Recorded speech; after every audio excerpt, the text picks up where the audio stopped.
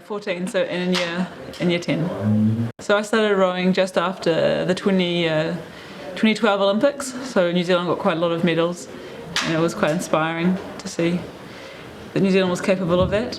It was it's the reason I continued rowing. I guess rowing kind of gave me a real reason for myself, pulled me out of a bit of a hole and helped me to. I knew that if I worked towards it that I had potential and that I could succeed.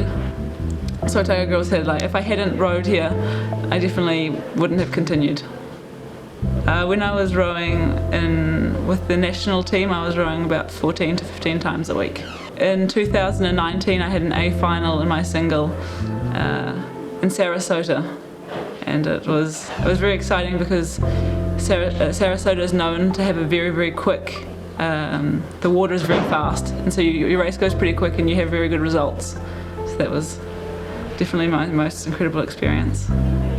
For me, I find it very inspiring because Otago Girls isn't known in New Zealand. It's not a rowing school, and we don't have paid coaches. There's not a massive amount of support financially.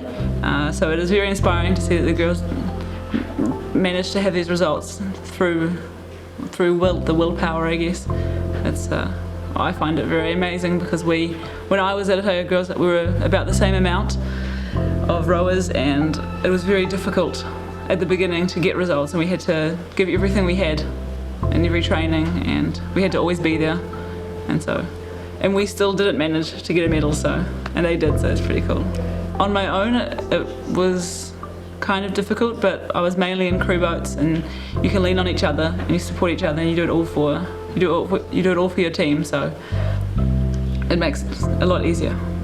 The first time I trialled for the under-23 New Zealand team, I didn't make it, and this is actually when I moved to France. I kind of had given up on rowing, but then I managed to continue, and people pull you back out, your teammates, they pull you back out of your hole, and they help you to find the reason that you started in the first place. That loss it's short term, and it's about thinking about all that you've done beforehand and all that there's left to do in the future, and just not staying in that moment and in the difficulty that you've experienced in that short moment. Our lives are very long, and it doesn't last that long in the end. I stopped rowing in high performance a year and a half ago because I started carpentry, I started building, and the two didn't really mix well together.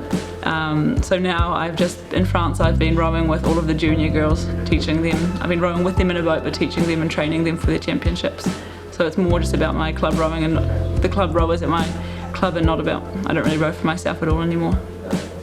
And it's quite really inspiring to see them motivated and pushing themselves upwards, because I try to transmit what I want and what I have learnt, and they're very motivated, and it's very nice to see that they actually want to succeed. Well, that's a good question, isn't it? I'm not actually even sure where I'm going to be in 6 months' time, so I hope to be happy and enjoying my life, and hopefully doing a bit of rowing still.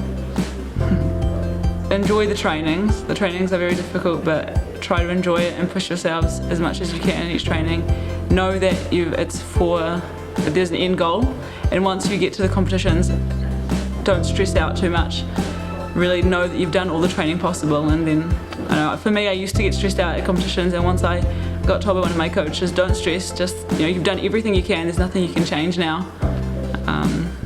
Yeah, that's what I have to say. So in languages, I did German. My mother's German. Yep. But I spoke French at home. My father's French, and he always spoke to us in French. And in my last year, in year 13, I did French with Mrs. Holmes. Ah, cool. Yeah. And that was because I'd learned at home with my father, but I didn't learn the grammar. And the grammar is always so very difficult. In New Zealand, we don't have the feminine and the masculine. For me, it's helped me a lot.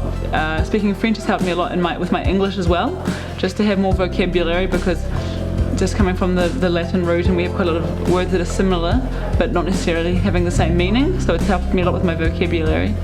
But also how our brain functions, because it makes you have to actually consider different ways of your, in saying French, if you don't, you have to change the whole structure of your sentence, but also if you don't use the right, if you use the masculine for a feminine word, it can be misunderstood. What's helped me mainly having English, because in France most people don't speak English, so I went to World Championships in America, and so I communicated for most of the French team, so the English is what helped me the most in the end.